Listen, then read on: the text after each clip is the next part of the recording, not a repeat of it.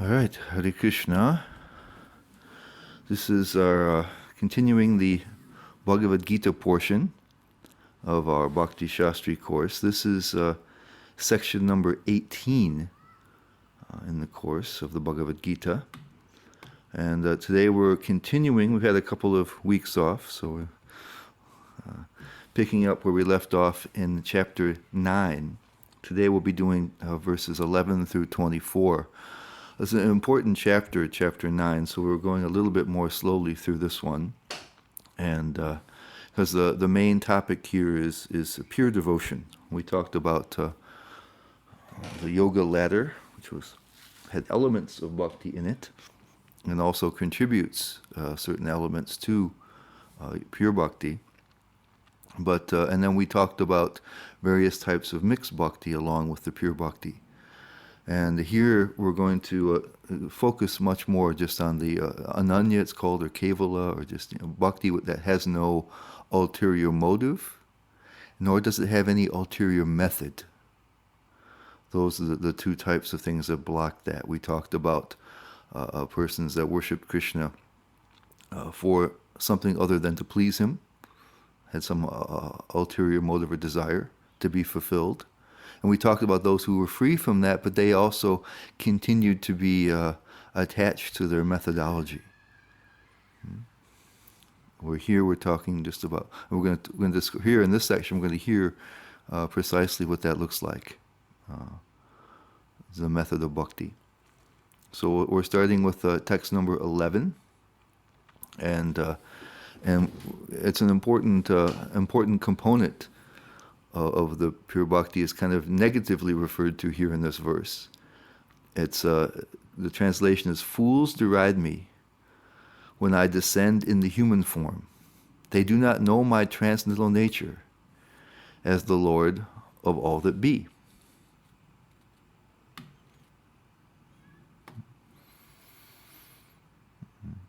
Abhajanati mam muda manushim tanumashatam, a human form. Or human, assuming. So they misunderstand Krishna's position. And Prabhupada says in his purport, he says a couple of different things here.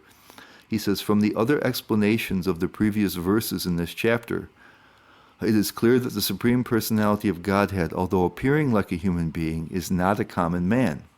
He says, yet there are many foolish men who consider Krishna to be merely a powerful man and nothing more. And he says, foolish persons, however, cannot conceive that the personality of Godhead, Krishna, appearing just like an ordinary man, can be the controller of all the atoms and of the gigantic manifestation of the universal form. Krishna talked a lot about, one of the components of the first part of the chapter was Krishna establishing his supremacy. And that's supposed to bring faith to the practitioners, to say, I'm simply going to worship Krishna. And so he was showing how everything was in him, but yet I'm apart from that. See my mystic power. He says, everything was within in me, but I'm not in them, which is to suggest that everything is resting on his existence. It's an extended part of Krishna's existence, but he doesn't depend upon anything else. We're going to come across later on in one of the later purports in this class where Prabhupada says that nothing can exist without Krishna. So therefore he's not in them. He doesn't need anything else. Everything else requires Krishna for its existence, but Krishna doesn't require anything else. He can reproduce everything. And he says, although everything is in me, he says, but look, I'm actually separate. So it's not as though all of his other creations are a burden to him.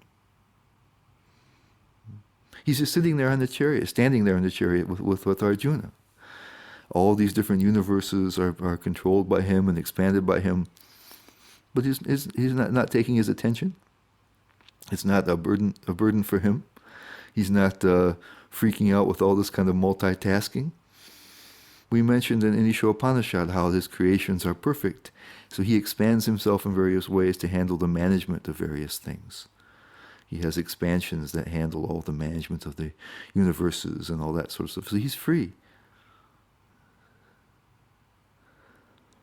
He says, behold my mystic opulence. Everything is in me, but I'm free and clear. Okay. So clearly he's not an ordinary entity.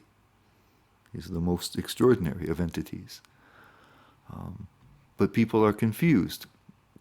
And Prabhupada says that later on in the purport, he says, material bodies cannot perform the wonderful acts described in previous verses. His body is eternal, blissful, and full of knowledge. Although he is not a common man, the foolish deride him and consider him to be a man.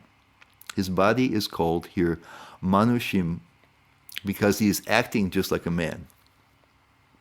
A friend of Arjuna's, a politician involved in the battle of Kurukshetra. In so many ways he is acting just like an ordinary man. But actually his body is Satchit Ananda Vigraha, eternal bliss and knowledge, absolute. So this is what Krishna intends when he says that he's in a human form, that he's acting like a human, not that he has an actual physical, material, human body. And that this is what is misunderstood by others. That they think that, because it's actually difficult. Previously he was mentioning how it's difficult for people to understand how there he is, just standing there in the chariot, talking to Arjuna, having a little conversation, a little dialogue here, a Bhagavad Gita, and how that person can be, as Prabhupada says, controlling the atoms and the controller of all the atoms and the gigantic manifestation of the universal form. So he's controlling the microcosm and the macrocosm, things that are microscopic and things that are huge, and he's just sitting there talking. Even if we imagine ourselves with superpowers, that we can do anything we want, how many things can we do at once? So it's surprising that this just human-like entity there can be doing all these various things. I remember when I first read Bhagavad Gita, it wasn't Srila Prabhupada's translation, so they didn't have commentary. And I understood that Bhagavad Gita was saying that you're supposed to please God. I still couldn't figure out exactly how this person speaking it was God. And so it is kind of difficult to understand.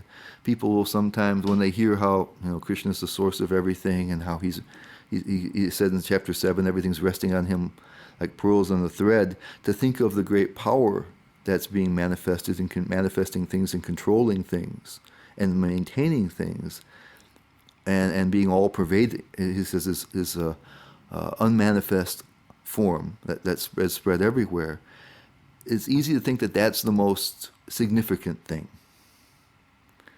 and that the person, Krishna sitting on the chariot, has somehow a manifestation of the Supreme that's facilitating, contact with humans. It's kind of a natural conclusion for people that don't have the Vedic information. Because we talked a lot about this in Ishopanishad, how it seems that he's limited, and so it seems that that because if you imagine God, you think it's going to be something really amazing. You can't just sit down. You wouldn't think you could sit down and have a conversation so easily. You might think it's something really cosmic and something really just mind blowing. And of course, Krishna is completely mind blowing, but in different ways. So this is not his real existence. It's not the essence of the divine, but somehow a manifestation meant to communicate with mere mortals and mere humans. And so people think these things and are confused. And so here, one of the basis is for bhakti, because in bhakti, we're going to be dealing directly with Krishna in his human form, his human-like form, doing his human-like things. That's going to be the basis of our practice, because we understand that is the end-all and be-all of everything. That form is not a manifestation. Everything else is a manifestation of him, not him being a manifestation of something greater. And this is very clear to us. And so Krishna is really going to be very clear on this point, and how it's and that's what gives us the faith to say, if I just worship him, if I'm just connected with him. We mentioned that Prabhupada gave a couple different times already the definition of faith, that if we simply please Krishna, everything else is taken care of. There isn't anything else to do. And we're going to see later in this section of the Gita that there isn't anything else that we can do. Everything is connected with Krishna. So why not just approach him directly, deal with him directly in his essential form. That's who he is. That is the Supreme. That person standing on the chariot. So here Prabhupada says that he doesn't have an ordinary human form. He's eternity, knowledge, and bliss, the form of that.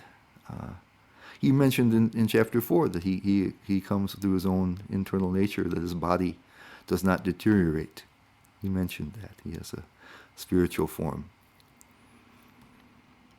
And then later on in the purport, Prabhupada says, although the foolish cannot imagine how Krishna, who appears just like a human being, can control the infinite and the finite, those who are pure devotees accept this, for they know that Krishna is the Supreme Personality of Godhead. Therefore, they completely surrender unto him and engage in Krishna consciousness, devotional service to the Lord, of the Lord, So again, he's spoken clearly of his supremacy in chapter 7 and the beginning of this chapter. And that chapter 4, he's mentioned how he has a unique nature, a spiritual nature. And so if we understand that the spiritual form of Krishna is the ultimate reality and everything else is subordinate, that's how we acquire or increase the faith that's required to simply worship Krishna alone and feel there's nothing else that's worthwhile. No other type of spiritual practice, no other type of worship, nothing else. That takes care of everything. He's everything, it takes care of everything. We don't have ulterior motives because, we'll see later on why. We don't have to worry about that. If you take exclusive shelter of Krishna, you don't have to worry about the rest of your life. Krishna takes care of that. So we'll see the beautiful verses coming up. So in the next verse, Krishna mentions how the understanding that those people have, and especially these are the ones that say there's different lack of understandings that we need to conquer in order to have the faith to take up pure devotion. But then there's a particular type of wrong understanding that's quite devastating. And that's what's mentioned here in this verse. Those who are thus bewildered are attracted by demonic and atheistic views. In that deluded condition, their hopes for liberation, their fruitive activities, and their culture of knowledge are all defeated. In this case, we're talking about the persons who think that somehow Krishna is a mere mortal, or an extraordinary mere mortal. He has a physical, material, human body, rather than a spiritual, divine one. And that he's, human means he is a human. Manusham means he is a human, not that he's appearing like one and acting in human-like ways. So here it says that everybody who has that attitude, that he's just a mere mortal in of some kind, a physical, material body, that is devastating for every endeavor that they might take up. Krishna is warning strongly against that. We may have some lacking of full understanding, but and that's not so devastating. That's just something that needs to be overcome in order to approach pure devotion. But if you have this particular attitude, it's the kiss of death for all kind of progress. So while the proper understanding of Krishna's eternal spiritual form is essential to genuine unmixed bhakti, The misunderstanding that Krishna has a human material body is ruinous to all types of endeavor. While those in the path of mixed bhakti or on different rungs of the yoga ladder may have imperfect understanding of Krishna, so otherwise they would take up the practice of pure bhakti. If once you really understand who Krishna is, it's really a persuasive case just to worship him. It's unlikely that you would resist if you really have faith in that. They do not deride the Lord's form or think of him as having a material human form. And there's examples of this. We have in the Srimad Bhagavatam, there are the four sons of Brahma, the four Kumaras. And they're considered examples of, when we talked in chapter 7 about the four types of mixed devotees, who pious people that surrender to Krishna, they're considered to be the jnanis. And when we mentioned how Vishwanath Chakravarti Thakur had considered them to be without any kind of ulterior motive. They had no other desire. But they simply had some attachment still to their yoga or their jnana practice. They weren't completely pure in their worship. And so it's mentioned in the Srimad Bhagavatam how they went and traveled to went outside the material world and entered into the spiritual world. And so they had an appreciation for the all-pervading Brahman effulgence. That was kind of their major attraction. They didn't denigrate the Lord's form, but they were attracted particularly to the all-pervading Brahman effulgence. But they went to see him. And also there's another time where they were advising this other devotee who had made it to their planet that he shouldn't be so eager to see the Lord with his eyes, because they're seeing him always within in meditation. And so it's the same eyes that you use in meditation that you see him out externally. So they had some attachment to their kind of yogic practice, and they had some still kind of remaining attraction for his all-pervasive feature. When they went to the Vaikuntha and saw Lord Vishnu, they had a transformational encounter that changed their outlook, and they became attached to understood that the form of the Lord was something much more wonderful than his all-pervading aspect. But they didn't denigrate his form. They didn't think his form was a material form. So therefore they didn't fall under this category of people who will be ruined. And instead they were in an upward path where they could understand him more deeply.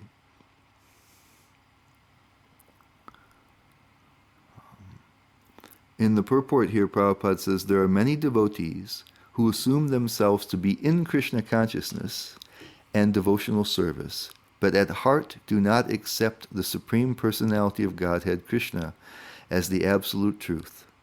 For them, the fruit of devotional service, going back to Godhead, will never be tasted.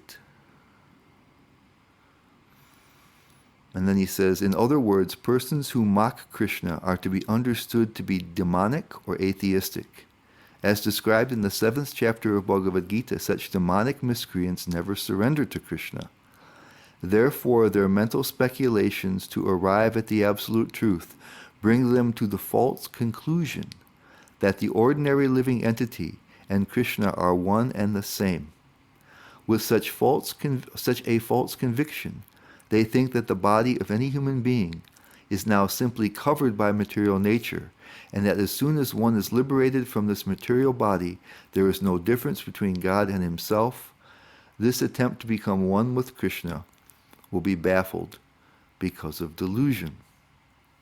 So here, it's understood that the outward appearance of bhakti isn't sufficient. There may be persons who, even the second persons that Prabhupada talked about, that think they're one with God. Some of these people will perform bhakti. It's an understanding that we're stuck in this world. We're stuck in illusion because of our attachments and our selfishness. And so by taking it, sometimes they say you can select whatever deity you want, but they say they decided to worship Krishna. And they worship Krishna, right, to try to overcome their selfishness and attachments. Right? When you serve something, we mentioned Aham Bhakti, if you serve, automatically, you're conquering over selfishness. You're trying to please somebody else. But they're understanding that if God appears, that's part of the world of matter or the world of illusion. And so the practice is only intended to free you from attachments, to take you to the point of genuine realization, at which time you and the deity, you and God kind of disappear, and you just become one with oneness. So that God only exists within the realm of illusion, within this material world, not without. So it can be chanting, they can be doing, it's apparently doing bhakti. And the same way, there may be other persons with other motivations. The Prabhupada talks about the devotees who may take up, for whatever reason, the path of bhakti. But if they do not understand Krishna properly, and especially if they have this notion that he's a product of the material world and not transcendent,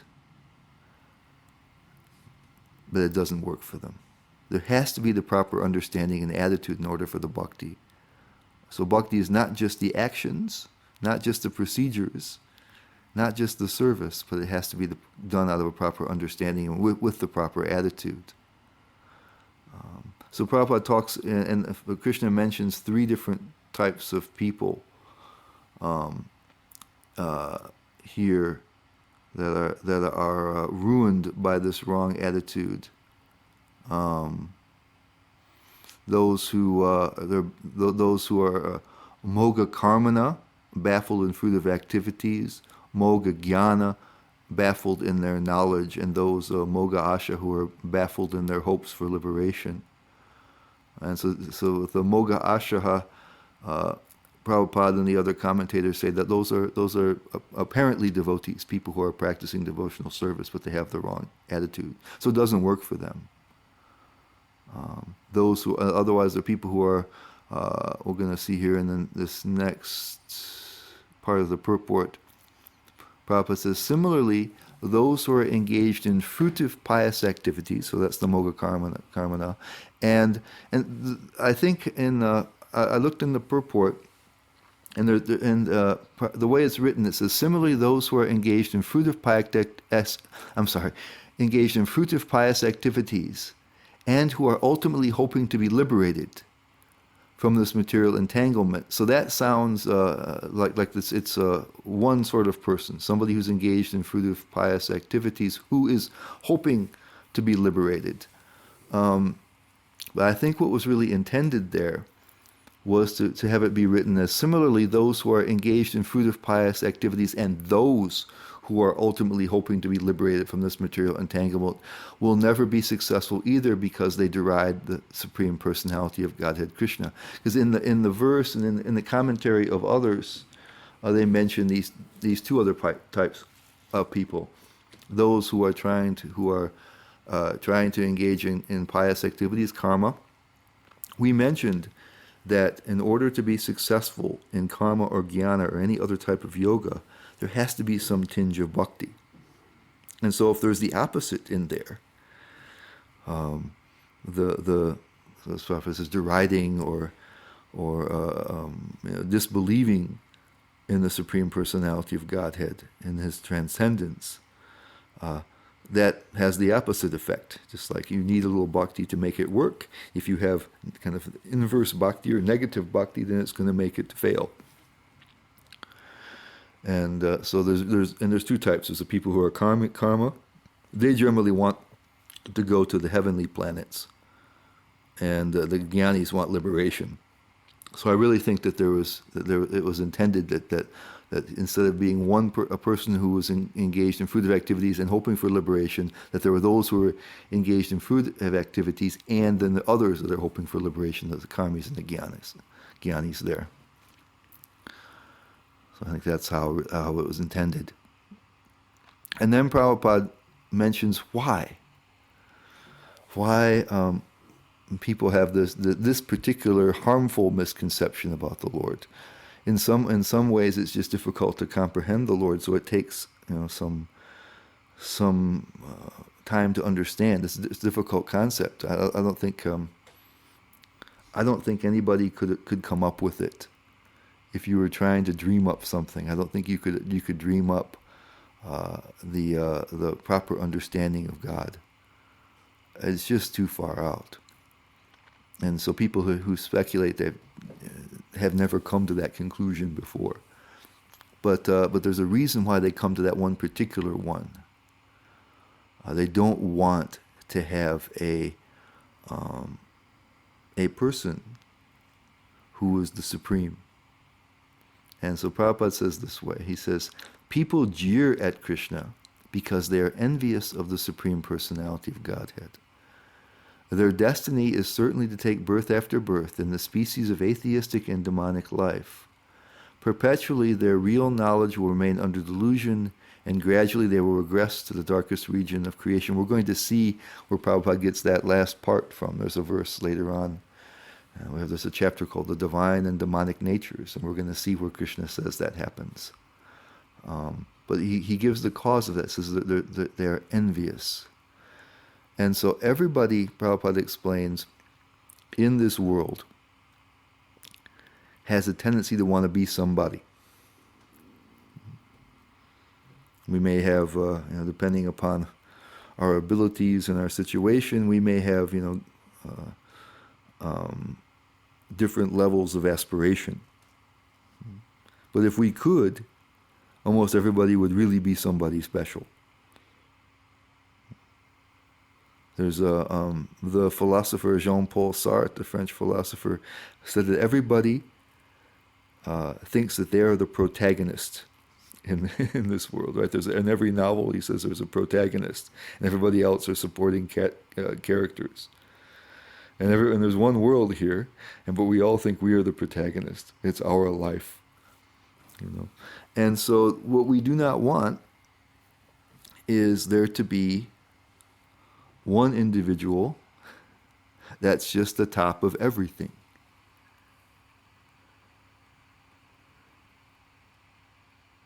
That's not pleasant to our egos. Now, when we find out who that person is and how wonderful that person is, it's quite possible to overcome that natural aversion. Like, we feel if somebody is better at us than something, like if somebody is really good at something that we don't care about, we might be all right with them. But what if we have some particular talent or skill and somebody else is better? Immediately, that can cause us some disturbance. We don't want to be second best or third best or fourth best. We want to be the best. It hurts our egos. But when we find out how wonderful Krishna is, that can break that. But there's different levels of that not wanting Krishna to be, not wanting there to be a supreme. And when it gets very strong, and Krishna is, he said he's given us freedom. So he doesn't force himself upon us. So the reason why people fail to grasp Krishna's actual position, despite so many explanations, we already went through it in the Isha Upanishad. We're dealing with in Bhagavad Gita. So many places it mentions who he is and what he is and how he is. The Lord respects our free will and does not force us to acknowledge him. And so they generally then go further and further away from the Lord. They keep association with like-minded persons, and their envy tends to just increase. But we saw in chapter 7, there's a little silver lining, that those persons can be transformed by the association of devotees. Krishna says later on in Bhagavad Gita, he says they are perpetually put down into lower regions of the universe, and then they never come to me. That's what he says. That's where Prabhupada is talking about that. And also Ishopanishad that mentioned like that. But there's the loophole is that the devotees, through the association of devotees, one can remove that hostility towards the Lord. There's many cases when Krishna was present, how even though he did so many amazing things, there were persons who just couldn't grasp it. There was the famous Shishupal, one of his mortal enemies, that he just couldn't accept that Krishna was special. And that's the envy is, or that desire. The other side of the envy is that we desire to be somebody. We want to be somebody important. We don't want to be overshadowed in every conceivable way as we are with Krishna. So the next verse, 13, contrast. Now we're going to talk about the Mahatmas. And every place Krishna talks about the Mahatmas, he means the pure devotees, the Kevala Bhaktas, the Ananya Bhaktas. And so he's going to contrast them with the ones we talked about before, the ones who envy Krishna and who believe he's just a regular human. We're a product of this material world and not transcendent and supreme.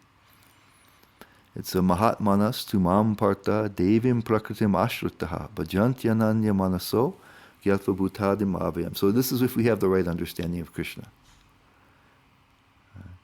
If we have a kind of an incomplete understanding of Krishna, then we may be dealing with some levels of mixed bhakti, or maybe on the yoga ladder or something like that.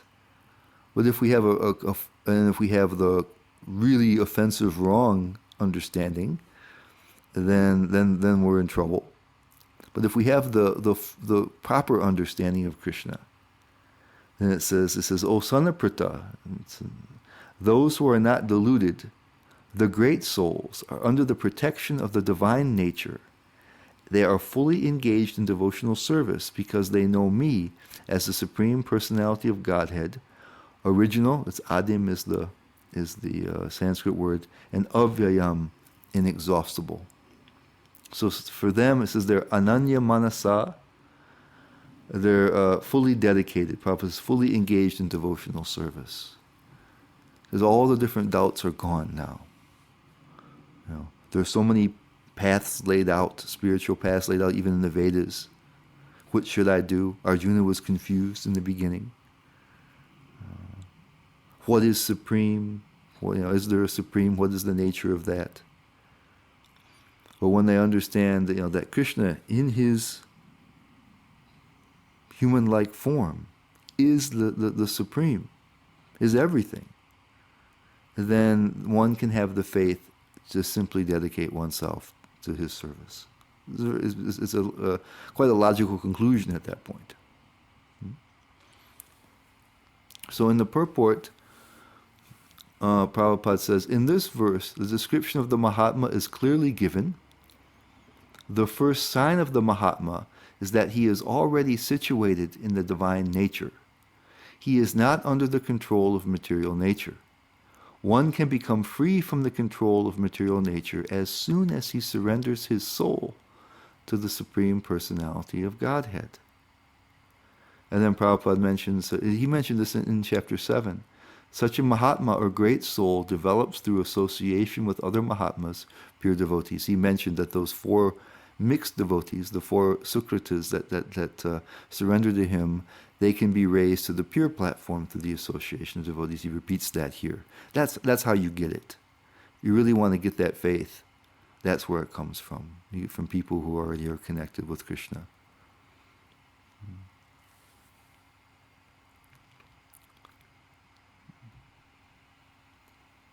And then at the end, he said he gives something that's a little bit raised some questions. because he says here, pure devotees are not even attracted by Krishna's other features, such as the four-armed Mahavishnu.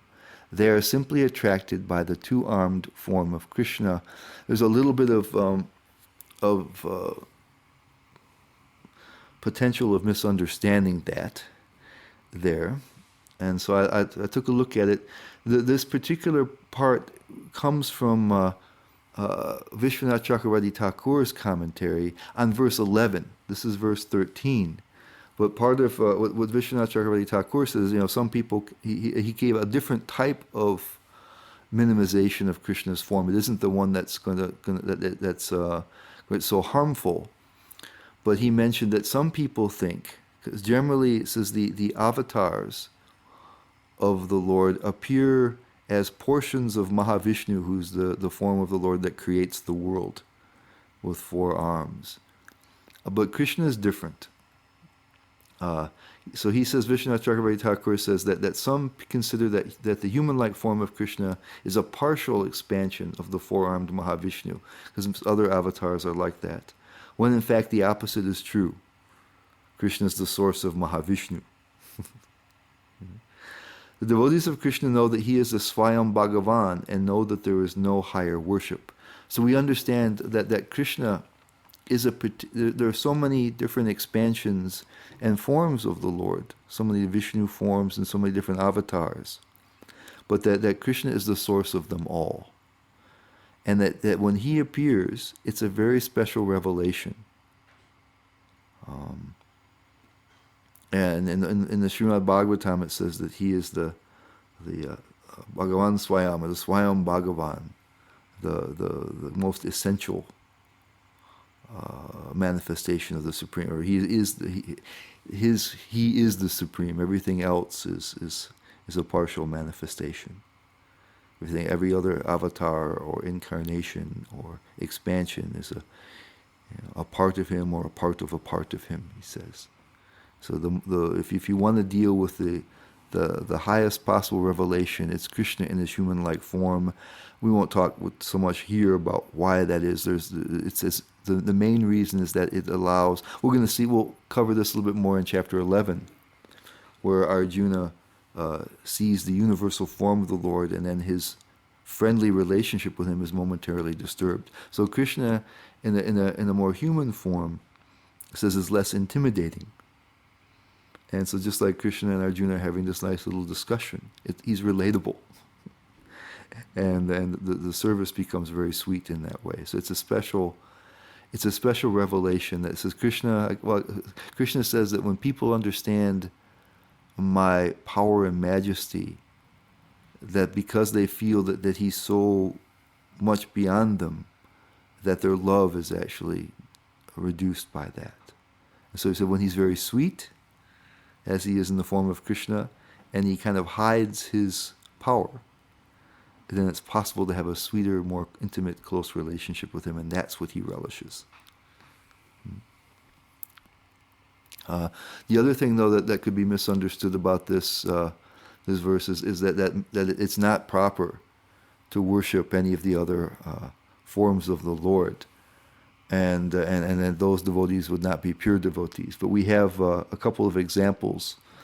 We have a Hanuman, and who is he's known as the epitome of servants. His service to Lord Ramachandra is perfect, and no one is a better servant than him. And he was loyal only to Ramachandra, who's an expansion of Krishna.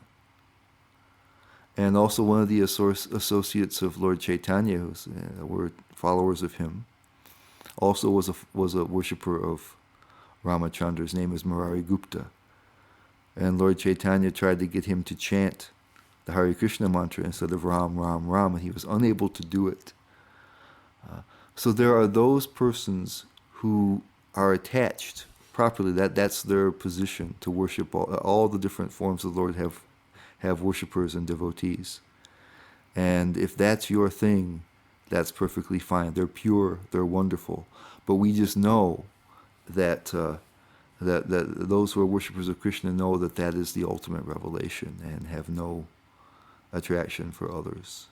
Although we have respect, and you saw Lord Ramachandra, it would be a wonderful experience, but there's no thought that there could be something higher or better. Okay, let's move on to text number 14. And this is now he describes how those Mahatmas act. Satatam kirtayanto mam yatantascha drdavrataha namasyantascha mam bhaktya nityayukta upasate. This is always chanting my glories, this Satatam kirtayanto, endeavoring with great determination. This is dridavrat. Bowing down before me, that's namasyanta. These great souls perpetually, this is nitya yukta, are always engaged with me, worship me with devotion, they upasate. Bhaktya upasate, with devotion. So they don't worry about anything else.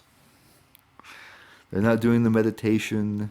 They're not, they're not trying any other spiritual process or even material process.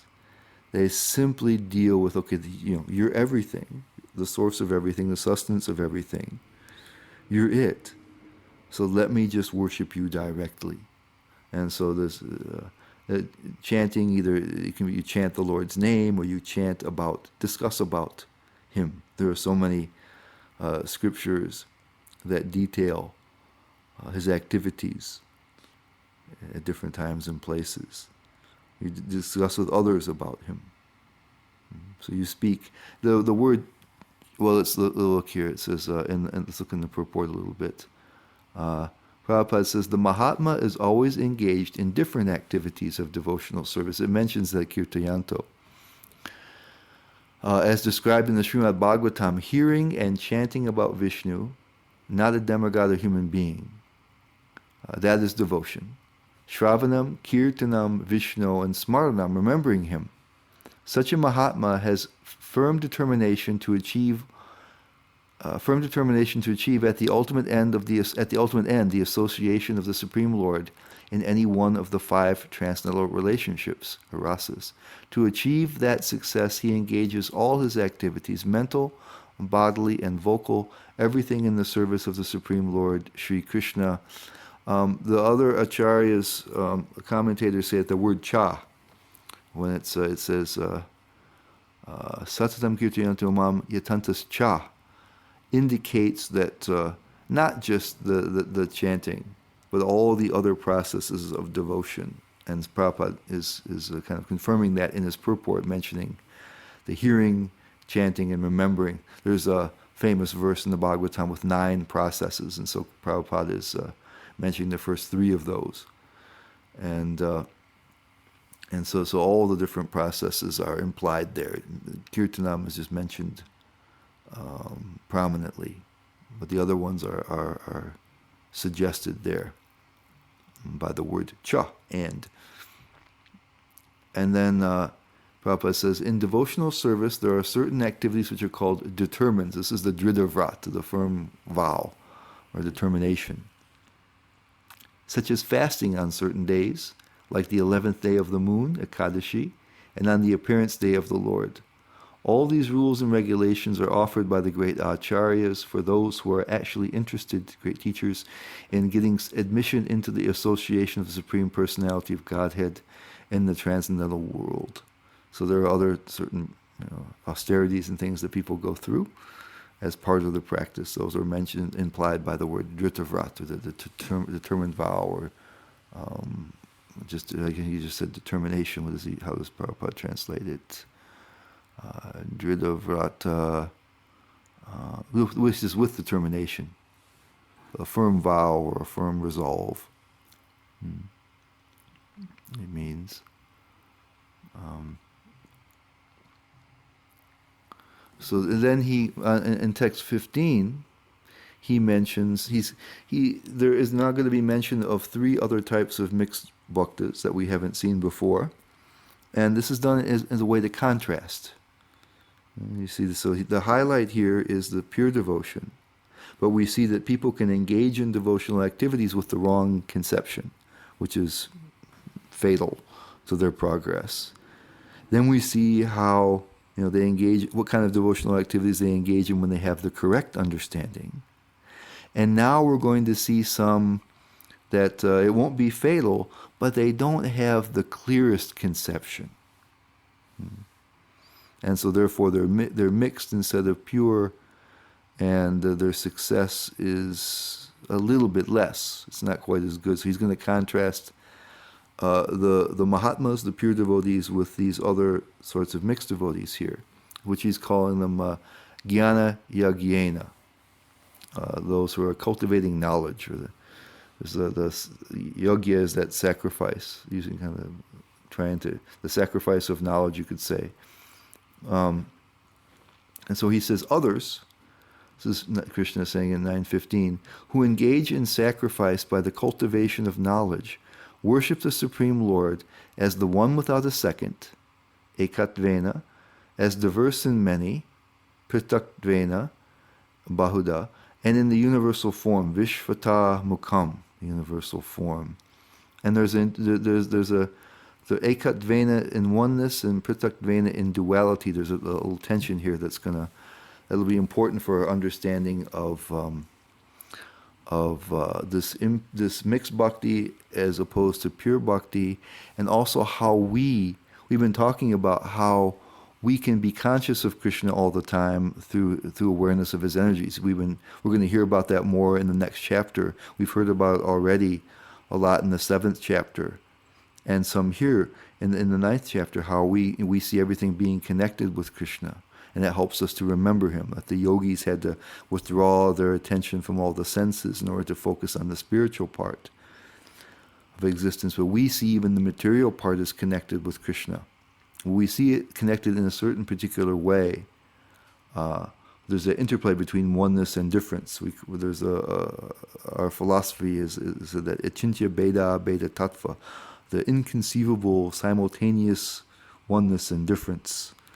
And we'll see that we emphasize a little bit more the duality, and the people here emphasize a little bit more the oneness. So it says, others who engage in sacrifice by the cultivation of knowledge worship the Supreme Lord as one without a second, as diverse in many, and in the universal form. That's the verse. In his purport, Prabhupada really follows very closely Vishwanath Chakravarti Thakur. And so I'm giving here his purport, because I think he has a couple of additions that are really beautiful, and it's really clear. But if you read this and you read Prabhupada's purport, you can see that he was following what Vishwanath Chakravarti Thakur was saying very closely. Prabhupada, when he did his commentaries both in the Bhagavatam and the Gita, was referring to the previous acharyas. He gave some of his own insights, but he also incorporated the important insights of the previous great teachers. So in this case, he followed him very closely. But I think Vishwanath Chakravarti Thakur, he really explains it in a clear way. And so I've given the slide we're on now, and the next one will be 2 parts of his commentary. So here's what he says, Vishwanath Chakravarti Thakur. Thus, in this chapter and the previous chapter, the Ananya Bhakta, also called the Mahatma, or the pure devotee, is shown to be superior to the other devotees. The sufferer, the enjoyer, the desirer of knowledge, and the jnani, and the desire of liberation. So the 4 types that we talked about in chapter 7, and then the one we talked about more in chapter 8, the yogi who was trying to go for liberation. Now the Lord shows 3 other types of devotees who have not been mentioned previously, who are inferior to the previously mentioned ones. Those who worship themselves as identical to God, those who worship pratika or secondary forms of devatas, the demigods, and those who worship the Vishvarupa or the universal form. Okay, so and these are going to be lesser because their conception of God is a little bit fuzzier.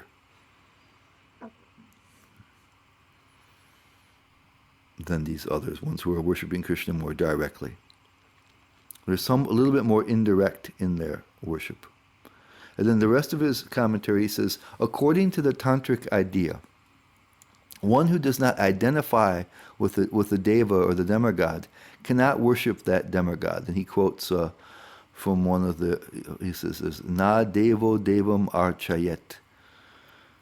Such worship in which one thinks, I am Gopal. This is the ekatvena, thinking that this is called ahangrapasana. The worship of the vibhutis or the opulences of the Lord, taking one and worshiping separately is called pratikopasana. That's the worshiping of the different devas. In such worship, the person thinks the Supreme Lord Vishnu is non-different from the sun. He is non-different from Indra. He is non-different from Soma. So this is their thinking. Worship of the totality of the vibhutis, or the universal form, Vishnu is everything in this universe, is called Vishvarupa Upasana. So this is the mentality that these people are using. They're seeing first of all the one worshipper is thinking that they're seeing oneness between him and the Lord. He's thinking that so himself is a manifestation of the Lord, and so he's worshiping himself, aham grahopasana, and thinking that he's connected, he's one with the Lord. So there's a worship of the Lord in there, but it's very indirect. That the individual souls, Krishna will say that the individual souls are his angshas, parts. And so the person will meditate on themselves, they say, and then think, I'm Gopal. I am the Lord. And then the other people will say, well, I'm worshiping this deva or another deva, but they are not different from the Lord. They see that oneness. They're connected. We see a oneness in everything, and that everything is coming from the Lord. So there's nothing that exists that's not part of the Lord. But here they're emphasizing the oneness more, and not emphasizing as much the fact that the Lord is the source of everything and fully complete. It's not like we mentioned that if you put a drop of ink in a beaker, the drop is gone. It just dissolves in the water. When Krishna expands, we mentioned this when we talked about the Ishopanishad. When Krishna expands and has all of his energies and things, he's not reduced in the slightest. So that's why we emphasize a little bit more the difference. That these things are his expansions, but they're not identical with him at all. They're just one little bit of him. But he says that's what they're thinking. The ones who worship the devas, they think that devas are non-different from the Lord. They think themselves are non-different from the Lord, or the total cosmic manifestation is non-different. So they see the connection. That's what the fact that they do see a connection is what makes their worship effective. The kind of lack of real clear vision and lack of constant devotion. Baladev Vidyabhushan says that they sometimes also perform devotional activities at Kirtanam and such. And Prabhupada mentions, he says here in his purport to 915, he says, out of the above three, the lowest, those who worship themselves as the Supreme Lord, thinking themselves to be monists, are most predominant. Such people think themselves to be the Supreme Lord, and in this mentality they worship themselves. This is also a type of God worship, he says, for they can understand that they are not the material body, but are actually spiritual soul, at least. Such a sense is such a sense is prominent. Generally, the impersonalists worship the Supreme Lord in this way. Now, we have to mention that in this case, they're not falling under the same heading as the persons that he mentioned in the first verse, first or second verse, where he said that they think they will become God. Those persons are thinking that the form of the Lord is part of the illusion of the material world. So here he's at least thinking that the Lord is transcendent, but that I am somehow one with him. And emphasizing more the oneness than the difference. So that means that they don't fall under the ruinous attitude towards the Lord. They don't think of him as material. They think of themselves as spiritual, and therefore they're thinking of the Lord as spiritual if they're one. So there's two types of impersonalists there, one which is has some hope and the other one which does not.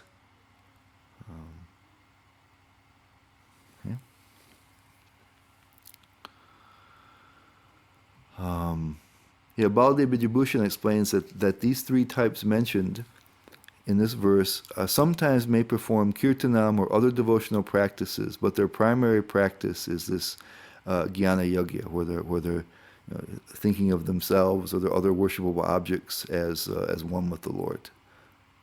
So they may do some bhakti also, regular kind of the sort of bhakti that the pure devotees do, but that's secondary to them.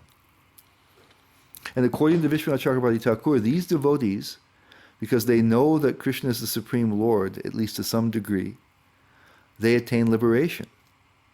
That's what he says. So that, they're thinking that these things are one with him. So that they're understanding that he's there, and it's in some capacity. So I think they emphasize the oneness more than the difference, and that's what kind of keeps them from pure devotion. And the inferiority to the other mixed bhaktas that we mentioned before is because their worship is less direct. They're worshiping the devatas, even though they see a connection, they're worshiping themselves, even though they're seeing a connection, they're worshiping the world, though they see a connection. The other types of mixed bhaktas directly worship the Lord. They perform devotional activities. The ones who have even the ones who have some ulterior motives, they want liberation, they want some something material. They will worship the Lord directly, and those who even those who kind of still have some attachment for yoga or for jnana or even for karma, still primarily they're worshiping Krishna directly, and without they're worshiping him directly, and pretty much that's all they do. But they may keep a little bit of their yoga or their karma or their jnana practice. They somehow feel that that's required instead of having full faith in the Lord. But these folks mostly are worshiping indirectly, or more indirectly, worshiping things they see as connected to the Lord.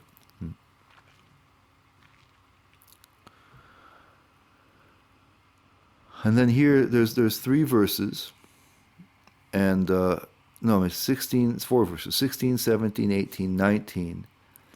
Vishwanath Chakrabarti Thakur and Bhagavad Vibhushan, they just kind of collect these all together. Prabhupada discusses them all separately, so we'll do it like that. So 16 says, "But it is I who am the ritual, I the sacrifice and the offering to the ancestors, the healing herb, the transcendental chant. I am the butter and the fire and the offering." And then 17, "I am the father of this universe, the mother, the support, and the grandsire. I am the object of knowledge, the purifier, and the syllable Om. I am also the Rig, Sama, and the Yajurvedas." 18, he says, "I am the goal, the sustainer, the master, the witness, the abode, the refuge, and the most dear friend. I am creation." That's another time where he mentions friend. "I am the creation and the annihilation, the basis of everything, and the resting place and the eternal seed." I believe that's the 3rd time we've seen him be the friend, the Surit. He repeatedly mentions that. And then in the purport to this verse, Prabhupada says, "To approach the different energies of Krishna is to approach Krishna indirectly. One should directly approach Krishna, for that will save time and energy. For example, if there is a possibility of going to the top of a building by the help of an elevator, why should one go by the staircase, step by step? Everything is resting on Krishna's energy. Therefore, without Krishna's shelter, nothing can exist. Krishna is the supreme ruler because everything belongs to him and everything exists on his energy. Krishna being situated in everyone's heart is the supreme witness. The residences, countries, or planets on which we live are also Krishna. Krishna is the ultimate goal of shelter, and therefore we should take shelter of Krishna, either for protection or for annihilation of his distress. So this gives you a pretty clear idea of how Prabhupada is taking these verses. We're going to discuss this a little bit, a couple of verses down. But I think you take note of what Prabhupada is saying. These verses are inducing us to deal with Krishna directly, to become pure devotees, to take that path. What other path is there? And then 19, it says, O Arjuna, I give heat, and I withhold and send forth the rain. I am immortality, and I am also death personified. Both spirit and matter are in me. And Prabhupada says, by analyzing all these different energies of Krishna, one can ascertain that for Krishna there is no distinction between matter and spirit, or in other words, he is both matter and spirit. In the advanced stage of Krishna consciousness, one therefore makes no such distinctions. He sees only Krishna in everything. So let's take a look a little bit at those verses. Vishwanath Chakravarti Thakur, the way he explains verses 16 through 19, he explains it as an elaboration of the many ways of worship for those who worship the Vishvarupa. He says that we said that some of them worship themselves as being one with the Lord. Some worship the various devatas as one with the Lord. Some people just see the whole cosmic manifestation as being one with the Lord. And so he said these things are all different ways that they might those persons worship. They see him as heat and rain and immortality and death personified and spirit and matter and all the various types of sacrifices and bases for. They see all those things as Krishna. But Prabhupada sees it a little bit differently, and he sees it as those verses as persuading us to exclusively worship Krishna directly as the Mahatmas do. And I think it's interesting how it's put. You can see how the Jnana Yogya worshippers, they see the various manifestations of Krishna's energy as Krishna, the being one with Krishna, while these verses emphasize how Krishna is the source of all the energy. He says, I am this, I am that, I am these things. The Jnana Yogya worshippers stress more the oneness, where the pure devotees put greater emphasis on the difference.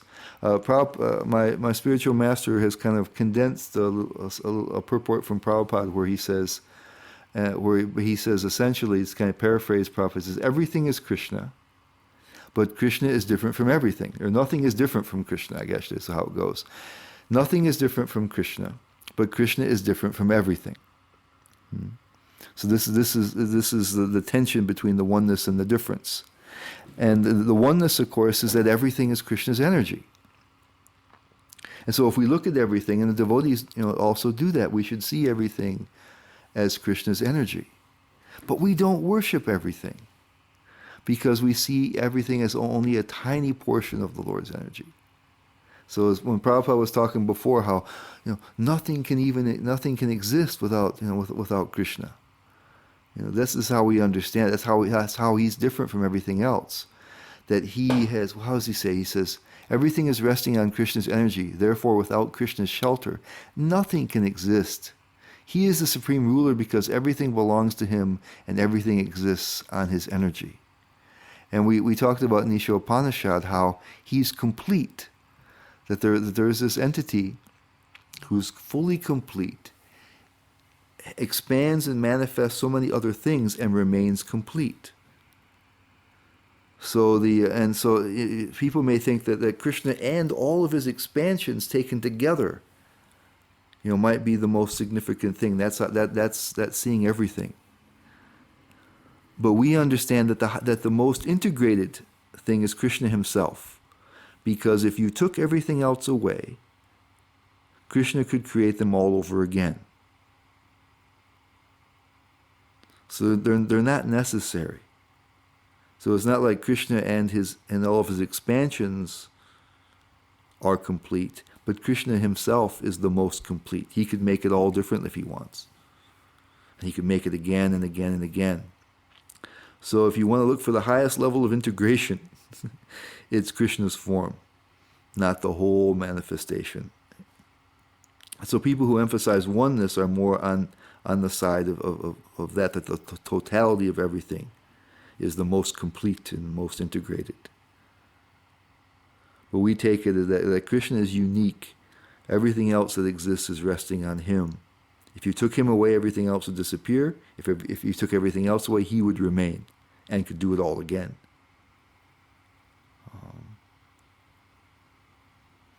So in that sense, the devotees, they see everything as Krishna's energy and related to him. So the oneness is there. But they're all only partial manifestations of Krishna. He's the full manifestation. So therefore, he's the one who's worshipable. So we emphasize that difference. The oneness is there, but the difference is more emphasized. Let's worship Krishna and not whatever's in front of me, this devata or that devata, or my, I've got so many things. I got a little desk here. I've got, why not worship my phone? I had somebody ask me one time, if God is everything, then why not worship an outhouse? Well, anything could be. I see it in connection with Krishna. Well, that's all right, but you worship Krishna. You see the connection. As bhaktas, what we do is we try to see things as connected with Krishna, and we use it in his service. It's not separately worshipable.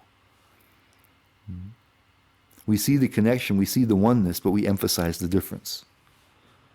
And so these other folks they have some idea of the difference, it seems, otherwise they wouldn't try to connect them. They would just say, I am God, instead of being one with God. They're acknowledging God's existence. But they're emphasizing the oneness more than the difference. And so therefore they worship the things at hand, and not so much Krishna, and somewhat Krishna directly somewhat. Where we worship Krishna directly because we emphasize that difference. So moving on to text 20, now Krishna's about to talk about a different sort of person who doesn't see the connection between things and Krishna. So we have a different type of devata, demigod worship here.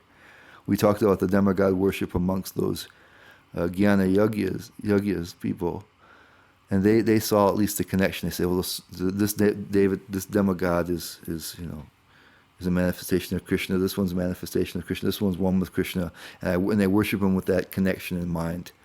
And when that connection isn't understood, you get something different. So this started here in text 20. Those who study the Vedas and drink the soma juice, seeking the heavenly planets, worship me indirectly. Purified of sinful reactions, they take birth on the pious, heavenly planet of Indra, where they enjoy godly delights. Okay? Which sounds pretty good. But Prabhupada says, actual Trivedi's take shelter under the lotus feet of Krishna and engage in pure devotional service to satisfy the Lord. Unfortunately, those who are simply official students of the Vedas become more interested in offering sacrifices to the different demigods like Indra and Chandra. Okay, now let's take the carries over into the next verse. When they have thus enjoyed vast heavenly sense pleasure, now it starts to look not so good, and the results of their pious activities are exhausted, they return to this mortal planet again. We talked about the two paths in chapter 8. People when they come back and when they don't come back. Thus those who seek sense enjoyment by adhering to the principles of the three Vedas achieve only repeated birth and death. Now it doesn't sound so great. And Prabhupada says in his purport, says, he who has not attained perfection of knowledge, as indicated in the Vedanta Sutra, or in other words, he who fails to understand Krishna, the cause of all causes, becomes baffled about achieving the ultimate goal of life, and is thus subjected to the routine of being promoted to the higher planets, and then again coming down, as if situated on a Ferris wheel, which sometimes goes up, and sometimes comes down.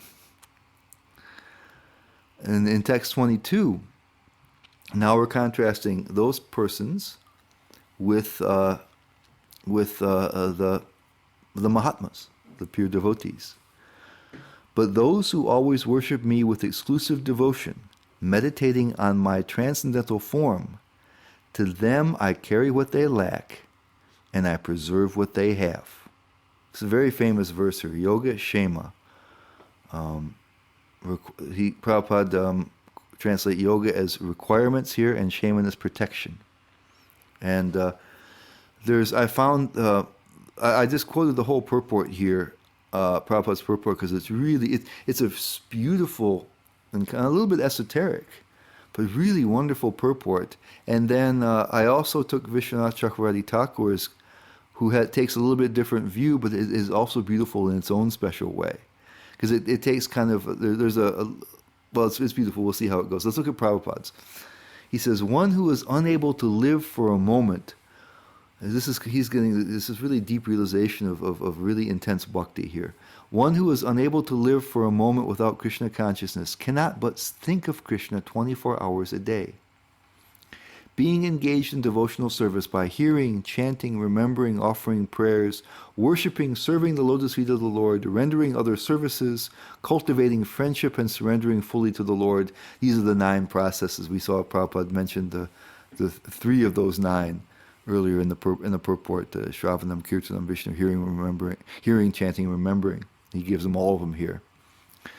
Such activities are all auspicious and full of spiritual potencies which make the devotee perfect in self-realization, so that his only desire is to achieve the association of the Supreme Personality of Godhead. Such a devotee undoubtedly approaches the Lord without difficulty. This is called yoga. By the mercy of the Lord, such a devotee never comes back to this material condition of life. Shema refers to the merciful protection of the Lord. The Lord helps the devotee to achieve Krishna consciousness by yoga, and when he becomes fully Krishna conscious, the Lord protects him from falling down to a miserable life. So we heard back in the Nectar of Instruction, we talked about how Krishna helps the devotees. That's one of the reasons we have confidence that bhakti will work, is that Krishna helps us. Later on in chapter 10, we're going to see Krishna is going to mention that again. He gives the intelligence by which we come to me. So in this case, Prabhupada is saying that the requirements, what they lack is Krishna, and what's being protected and preserved is their devotion with Krishna. We already heard in the beginning of chapter 2 that there's no loss or diminution. Whatever devotion is done has permanent effect. But here he's saying that with our requirements, what we really need, the pure devotees want to go to Krishna, and Krishna helps them to get that. He carries them what they lack, which is Krishna, and they preserve what they have and what they need. They protect that valuable thing, Krishna, by protecting their devotion. He says he doesn't let them fall back down again. So it's a beautiful meditation. This way, so Prabhupada gives a very, very deep, intense rendering of that verse. It can also be taken in a more mundane way, even though as you see here, it's not very mundane the way Vishwanath Chakravarti Thakur does it, but more that we have as devotees, we have certain physical requirements.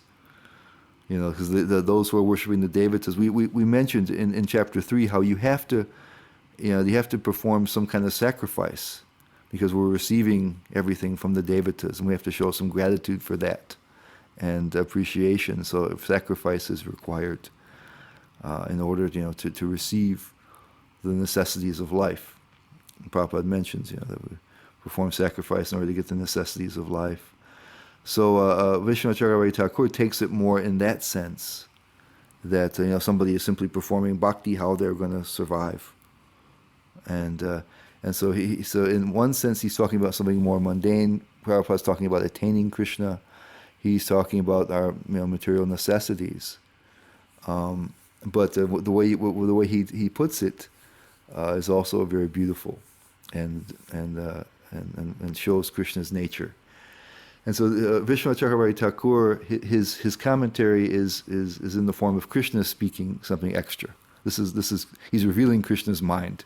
So Krishna thinks, because my Ananya devotee, my pure devotee, has no karma due to lack of any desire for anything material, his happiness is given by me alone. Although I am, so it's not necessarily by karma. See, the persons worshiping the devatas are performing pious activities in order that they can attain happiness.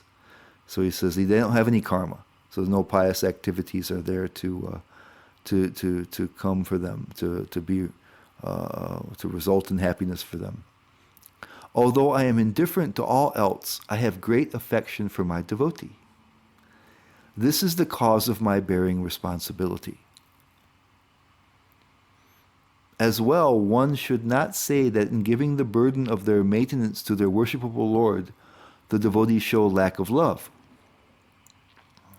He's saying if people just worshiping Krishna all the time, and that they should be worried about their own material necessities. He says, why do you burden the Lord with that? He says, in fact, they do not give me that burden. Because as Prabhupada explains, those who are intense in bhakti, they only want Krishna. They're not worried about that sort of thing. Whatever happens, happens. He says, in fact, they do not give me that burden. Rather, I, by my own will, accept it. And he says, it should not be understood that I am not bearing it. It should also be understood that I am not bearing it as a duty in the manner that I create and maintain the universe by my will alone. Rather, being attached to my devotees, I take the greatest pleasure in taking care of their needs, just like carrying the weight of one's lover.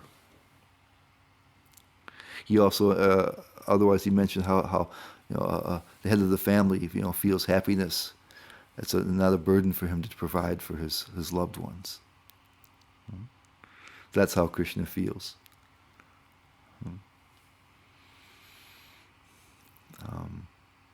So when one takes up pure devotional service, and then one comes out of the laws of karma, quite quickly, actually. Prabhupada mentions that some karma tends to continue to flow. So like when he uses the example of unplugging a fan, it'll still spin for a bit. But in the fairly early stages of bhakti, karma is gone. So when good things are happening, we should know where it's coming from. It's Krishna. And his attitude in doing that. We shouldn't think it's something we've earned.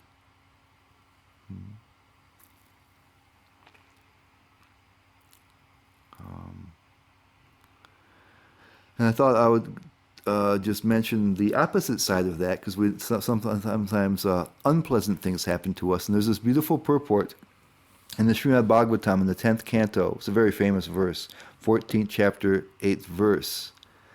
And Prabhupada says in the purport, says, Lord Krishna explains in the Bhagavad Gita that a devotee who fully surrenders unto him is no longer liable to suffer the reactions of his previous karma. However, because in his mind a devotee may still maintain the remnants of his previous sinful mentality, the Lord removes the last vestiges of the enjoying spirit by giving his devotee punishments that may sometimes resemble sinful reactions. The purpose of the entire creation of God is to rectify the living entity's tendency to enjoy without the Lord, and therefore the particular punishment given for a sinful activity is specifically designed to curtail the mentality that produced the activity. Although a devotee has surrendered to the Lord's devotional service, until he is completely perfect in Krishna consciousness, he may maintain a slight inclination to enjoy the false happiness of this world. The Lord therefore creates a particular situation to eradicate this remaining enjoying spirit. This is part of the yoga thing, how he helps us to attain him. This unhappiness suffered by a sincere devotee is not technically a karmic reaction. It is rather the Lord's special mercy for inducing his devotee to completely let go of the material world and return home, back to Godhead. So we begin to see the hand of the Lord in everything. In this verse it said, if when one endures these things, the reversals, while bowing down to the Lord in the core of the heart, that they make tremendous progress.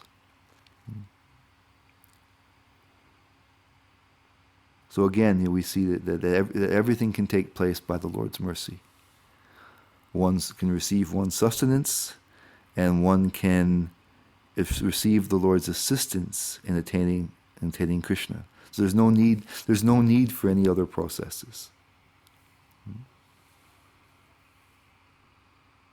Again, reinforcing this kind of faith that produces a pure bhakti. 9:23, those who are devotees of other gods and who worship them with faith actually worship only me, O son of Kunti, but they do so in a wrong way, avidi purvakam, without real knowledge. So we're talking back again about the people who are worshiping the demigods without the understanding of the demigods' connection with Krishna, not those who are doing the jnana yagena, but the persons who would be subject to repeated birth and death. For example, when a man pours water on the leaves and branches of a tree, without pouring water on the root, he does so without sufficient knowledge, this is avidi purvakam, or without observing regulative principles. Similarly, the process of rendering service to different parts of the body is to supply food to the stomach. The demigods are, so to speak, different officers and directors in the government of the Supreme Lord. One has to follow the laws made by the government, not by the officers or directors. Similarly, everyone is to offer his worship to the Lord, to the Supreme Lord, only. He's using here he's using there's an example in the Srimad Bhagavatam. The Lord is the root of the tree. And if you water the root of the tree, everything is benefited. And the Lord's compared to the stomach. So if you feed the stomach, the whole body is nourished. So again, there's there's the oneness, but there's a difference. You see, the difference being that the Lord's position is unique. And so he said that those who don't understand the devatas as being part of the Lord's creation, they see them as independent. They don't see them as, then they worship him separately. But they see them as part of the tree, and the Lord being the root. That's more what the other three persons, the jnana yagenas, who will become liberated, they understand at least that consideration. They don't worship them separately. They understand the connection. But the other persons who don't, then they just get the results of their pious activities, and Prabhupada says, go up and down the Ferris wheel in the material world. So the last verse we're going to talk about today is the 9:24. I am the only enjoyer and master of all sacrifices. Therefore, those who do not recognize my true transcendental nature fall down. So again, he's trying to clear the path for pure devotion. Here Prabhupada says, this is his whole purport because it's beautiful. He says, here it is clearly stated that there are many types of yogya performances, sacrificial performances, recommended in the Vedic literatures. But actually all of them are meant for satisfying the Supreme Lord. Yogya means Vishnu. In the 3rd chapter of Bhagavad Gita, it is clearly stated that one should only work for satisfying Yogya or Vishnu.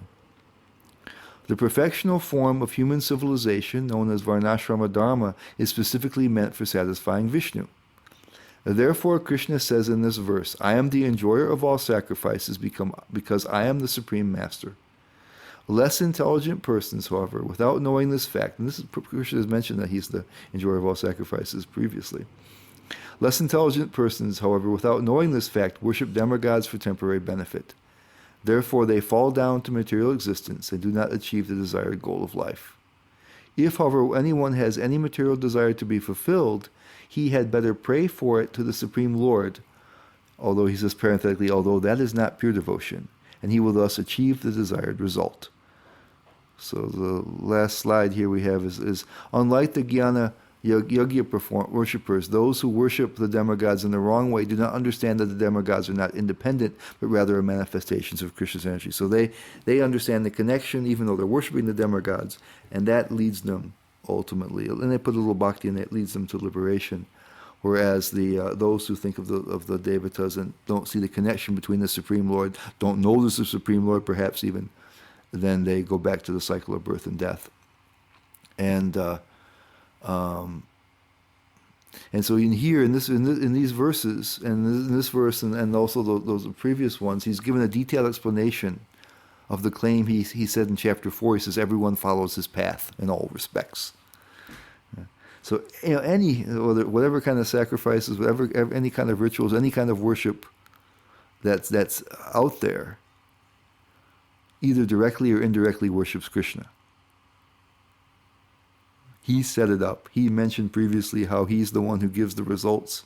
He allows the demigods to give you results to their worship. So there's only Krishna. That's all there is. And so, and even the surprising thing that Prabhupada says at the end, worshiping Krishna for something material, he says that's not pure devotion.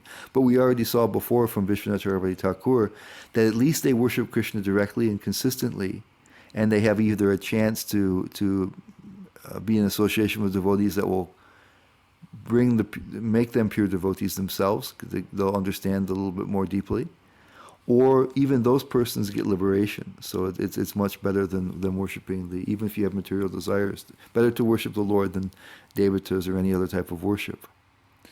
So here in this section, again, we've understood pure devotion partially in contrast with others who don't have it, either mixed devotion or not real devotion at all. And we've seen pretty clearly delineated the benefits of pure devotion, how Krishna becomes completely active in your life, that you get Krishna's help to attain the goal. You get Krishna's help to protect you and even to maintain you. And we've seen clearly there's no other thing. Everything is connected with Krishna, has been created and designed by Krishna. So there's nothing else you can do really. So why not go to him directly? Why not engage directly in devotional service? Be like the Mahatmas instead of anybody else. And I think Krishna gives a pretty persuasive argument here. So next week we will try to finish the rest of chapter 9. It spills over a little bit. The topic spills over a little bit into the early part of chapter 10, and there'll be these beautiful 4 verses that summarize pure devotion in a wonderful way that we'll discuss. So thank you very much. Hare Krishna.